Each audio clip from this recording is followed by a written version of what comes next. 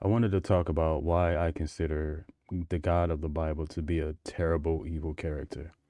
And I'm going to start with this story about a character named Onan, who is the middle son of Judah. And it talks about Judah's wife conceiving the firstborn, which is Onan being the second, and Shelah being the third. And it said Judah took a wife for his firstborn, and her name was Tamar. But Judah's firstborn was wicked in the sight of the Lord, and the Lord killed him. Okay, he was wicked, the Lord killed him, whatever. And Judah said to Onan, "Go into your brother's wife and marry her, and raise up an heir to your brother." But Onan knew that the heir would not be his. And it came to pass, when he went into his brother's wife, that he emitted on the ground, lest he should give an heir to his brother.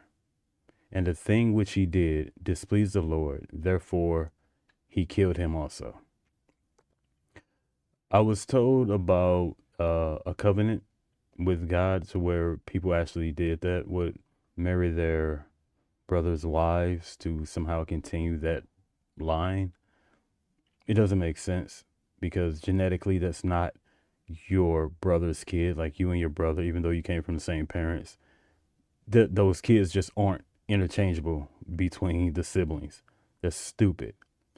But my main thing is that if this God is supposed to be omnipotent, which means that this God knew that Onan would not want to do that,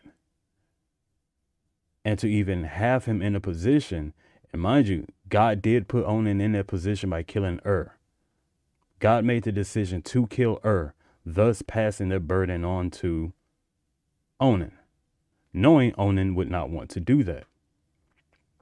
And the reason why it doesn't work in God's favor at all to try to blame Onan for disobeying him or anything or going against the covenant is that this God is omniscient. This God knew beforehand.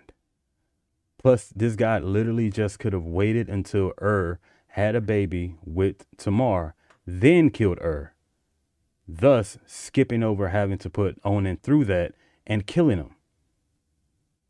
Because the third kid, Judah didn't even give him to Tamar as a husband because he didn't want the same thing to happen to him.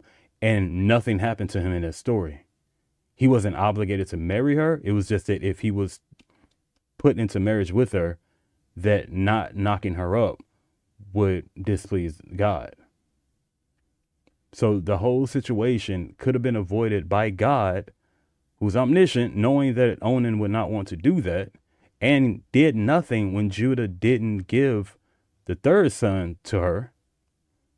Could have just waited until and Tamar had a baby, then killed him for being wicked. And everything would have been okay. Everything just would have went however it was supposed to go. But God made the decision, knowing that doing that, he'd end up killing Onan for his actions after taking on that burden, which once again was only put on him because of God's actions. That's why I consider God just to be a terrible character. And we can't just say, he was disobedient. The whole situation God knew about beforehand. God knew what would happen if he killed That is on God. This whole story, all that happened with Onan. And it only says that, if people want to call Onan wicked, the only reason why he was in that situation to be wicked is because God killed his brother.